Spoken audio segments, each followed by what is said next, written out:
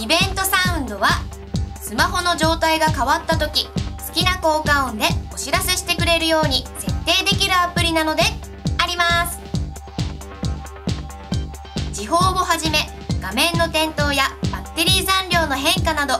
イベントに対して好きな効果音を選んで鳴らすことができます。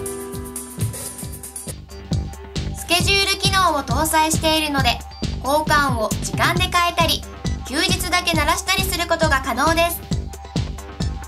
イベントサウンドは効果音によってあなたのスマホライフがさらに楽しくもっと便利になっちゃうツールアプリなので